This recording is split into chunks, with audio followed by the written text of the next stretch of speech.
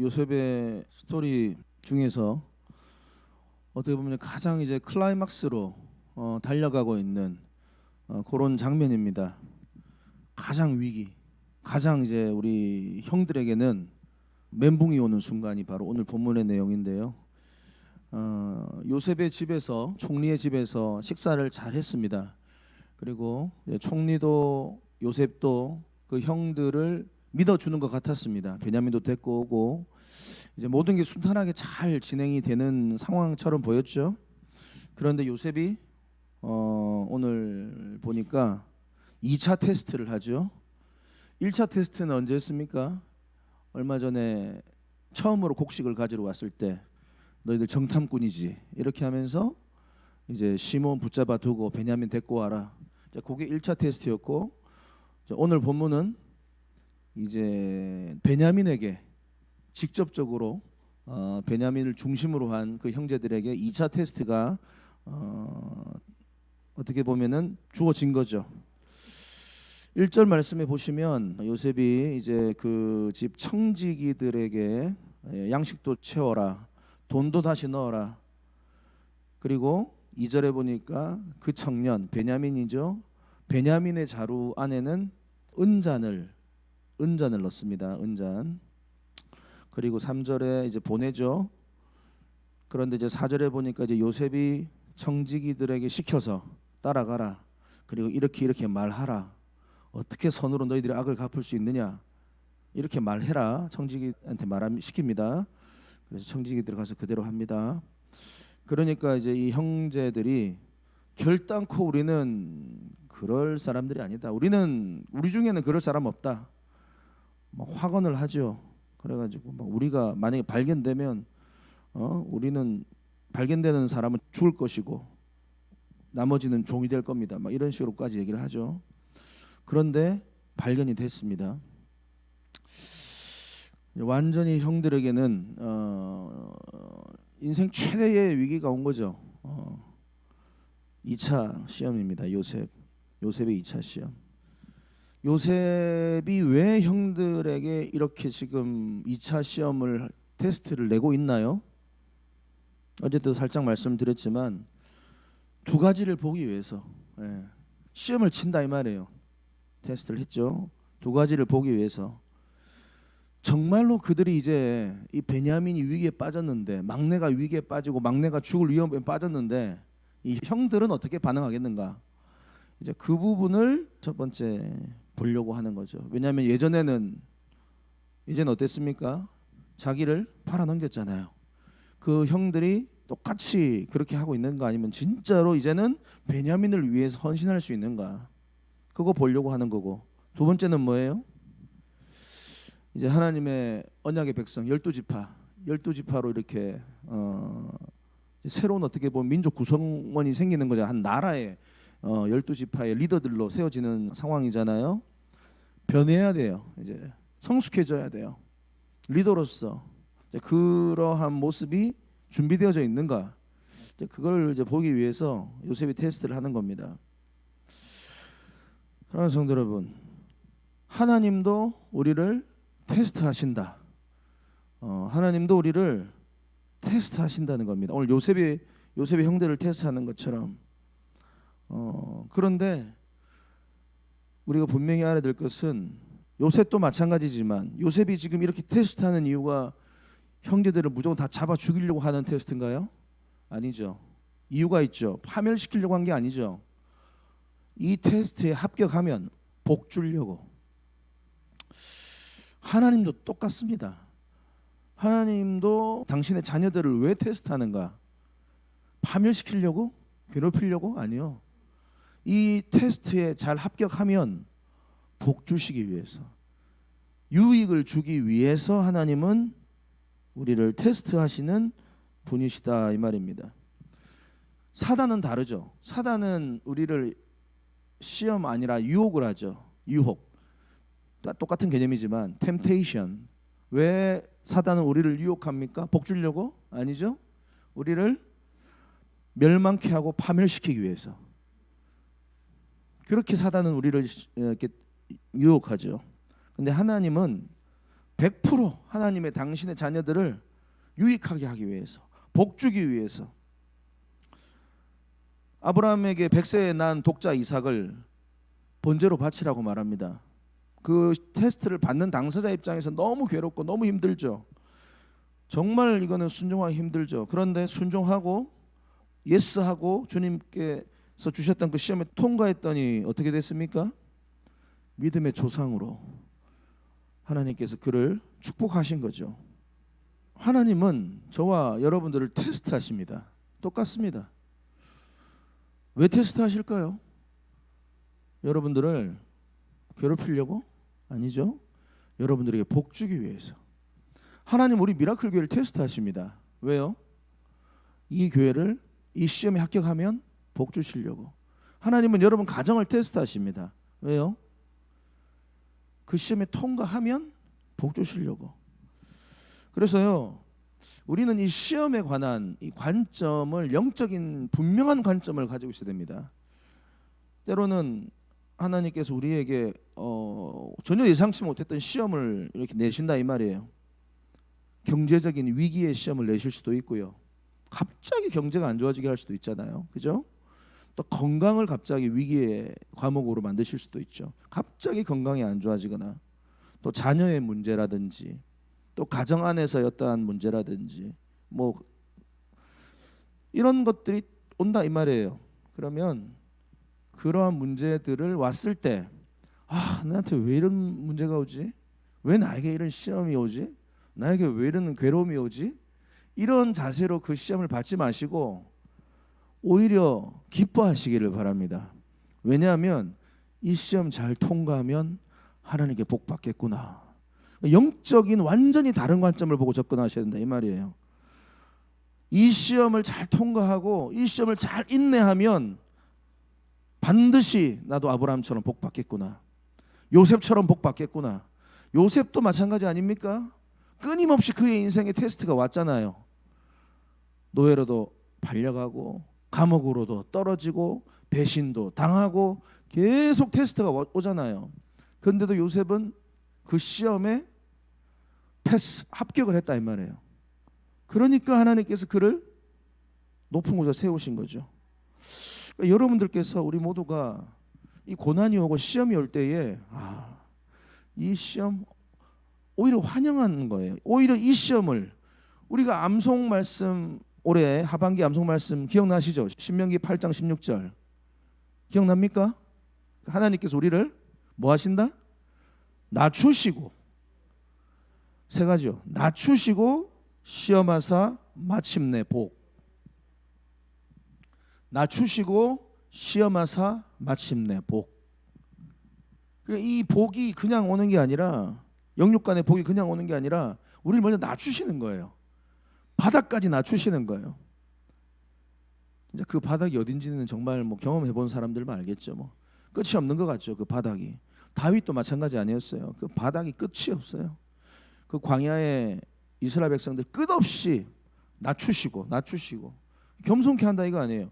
요셉이 지금 이렇게 하나님의 뜻 가운데 멋지게 쓰임 받았던 이유는 그가 이렇게 충분히 겸손을 배운 겁니다. 낮추시고 그 가운데 시험하사 통과하면 마침내 복을 주시는 하나님. 그렇기 때문에 우리가 앞으로 우리 가정이, 우리 교회가, 우리에게 시험이 온다. 그럼 오히려 기대하세요. 오히려 더 이 시험을 통해서 하나님께서 히브리서 2장 18절의 말씀처럼 그 시험을 당하는 자가 그 시험을 잘 인내하면 하나님께서 복 주신다는 말씀이 히브리서 2장 18절에 있습니다. 그러니까 오히려 나의 믿음을 보여줄 때다. 이 위기가 왔을 때 오히려 하나님께서 나 복 주시려고 하시는 거구나.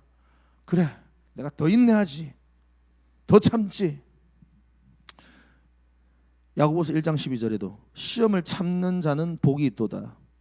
이것에 옳다 인정하심을 받은 후에 주께서 자기를 사랑하는 자들에게 약속하신 생명의 멸관을 얻을 것임이라. 우리 모든 인생에 다 원리가 여기 다 숨어 있습니다. 하나님께서는 하나님의 자녀를 복 주실 때 그냥 안 주셔요. 반드시 테스트하시고 시험을 보시고 이 몇 점 이상 나와야지, 합격을 해야지 그 다음에 면류관을 주고 복을 주고 영육간에 은혜를 줄 거 아닙니까? 지난주에도 우리 말씀 가운데 나왔던 김학영 대표님도 마찬가지 아닙니까? 이삭토스트 대표 김학영 대표님도 그 자리에 그 축복을, 그 영육간의 놀라운 축복들이 그냥 하나님께서 부어주셨을까요? 절대 아니죠. 분명히 시험이 수없이 있었던, 그분의 간증, 여러 몇몇 교회들을 돌아다니면서 간증 집회도 하셨거든요. 유튜브로 꼭 한번 보세요. 여러 많은 위기와 시련과 어려움이 있었지만 그럼에도 불구하고 끝까지 하나님 붙들고 또 예수 그리스도의 마음으로 위기들을 넘겼더니 지금 이렇게 하나님께서 그녀에게 어마어마한 복을 주셨잖아요. 그런데 이제 시험이 왔을 때 테스트한다는 게 참 쉽지가 않습니다. 우리가 물론 말씀은 잘 우리가 이렇게 알고 있지만 시험이 너무 힘들거든요. 너무 고통스럽거든요. 가정 안에서의 어려움, 경제적인 어려움, 자녀의 어려움, 개인적인 어려움, 자신의 어떤 성품의 연약함에 대한 어려움, 어려워요. 그런데 여러분 기억하세요. 고린도전서 10장 13절에 보면 하나님은 미쁘다는 말은 믿을만 하니까 미쁘사 너희가 감당치 못할 시험 당함을 허락지 아니하신다. 그리고 시험 당할 즈음에 또한 피할 길을 내사 너희로 능히 감당하게 하신다. 이러한 은혜를, 고린도전서 10장 13절의 은혜를 받기 위해서는 평상시에 주님과 붙어 있어야 돼.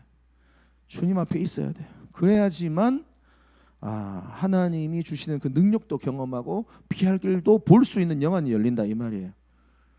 그렇기 때문에 이게 우리가 주님과의 관계가 깨어져 있으면 절대로 이 시험을 이길 수가 없어요. 다 자빠져요. 솔직히 말씀드릴까요? 이 시험에서 이기는 확률보다 넘어지는 케이스들이 더 많은, 그게 인생이더라고. 가만히 보니까 시험이 10번이 오면 10번 중에 다 테스트 합격하면 좋죠. 근데 저도 제 인생 돌아보니까 시험에 많이 넘어졌어요. 솔직하게. 통과하기가 이게 정말 쉽지가 않아요. 성경에도 보면 통과하지 못해서 넘어졌던 케이스들도 너무 많고, 그렇기 때문에 이 시험 통과하는 게 참 쉽지가 않습니다. 우리가 이 자리까지 가는 게 쉽지가 않습니다. 그러나 여러분들, 우리 다시 한번 좀 오늘 이 아침에 좀 하나님 앞에 이 은혜를 구하세요. 내 인생에 어떤 시험이 와도 주님의 테스트, 어떤 테스트 가운데서도 주님 합격할 수 있는 인내와 지혜와 성령 충만을 허락하여 주시옵소서. 정말로 저도 요셉처럼, 주님 정말로 저도 아브라함처럼, 주님 정말로 저도 다윗처럼, 예수님처럼 그렇게 이 시험을 이겨나가고 싶습니다. 합격하고 싶습니다. 여러분 그런 놀라운 결단이 오늘 이 아침에 있기를 바랍니다. 그리고 한 가지만 더 말씀해드리면, 이제 우리 그리스도인들의 삶이 어떠해야 되는가가 이 요셉의 청지기의 삶을 통하여서 좀 살펴볼 수 있는데, 1절 2절 보면은 요셉이 뭔가 이렇게 지금 시나리오를 만들죠. 뭔가 이렇게 지금 작업을 하죠. 그런데 자기가 직접 하는 게 아니죠. 누구를 시켜서 합니까? 청지기. 그 집에 있는 청지기한테 명합니다. 양식을 각자 자루에 다 넣어라. 가득 채워라. 돈도 그 자루에 넣어라. 그리고 특별히 내 은잔, 이거 저 청년 베냐민의 자루에 넣어라. 돈도 넣어라. 그러니까 2절 말미에 보니까 그가 요셉의 명령대로 하고 이러잖아요. 그러니까 이 청지기가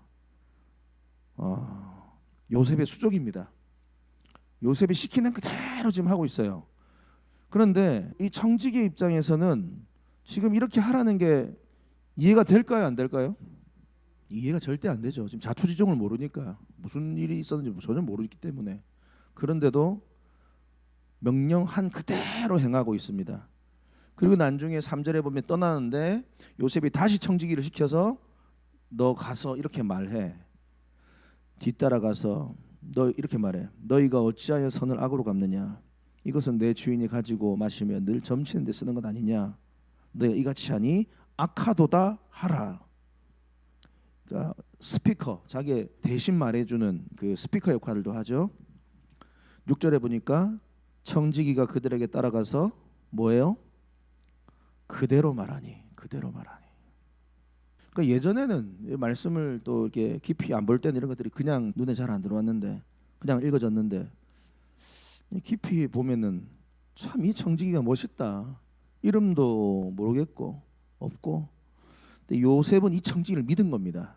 그러니까 모든 이 비밀스러운 일을 함에 있어서 청지기한테 탁 시키는 거예요. 행동도 시키고 말도 그대로 하라 그러고. 이 청지기 입장에서는 이해가 안 되고 이게 뭔 일인가 했는데 주인에게 말하지 않습니다. 정확하게 자기에게 맡겨진 임무에 100% 충실했다.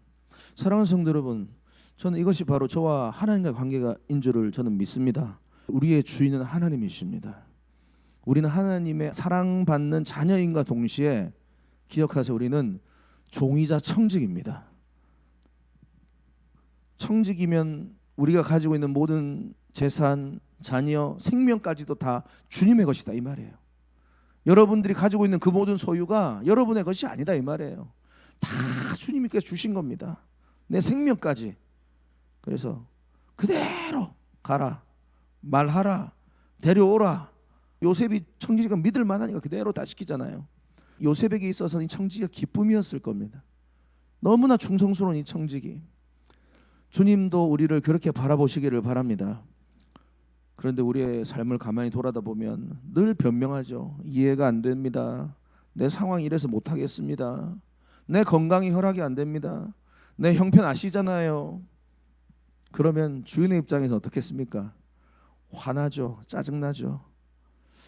혹시 오늘 우리의 모습은 아닌가 한번 돌아보시기를 바랍니다.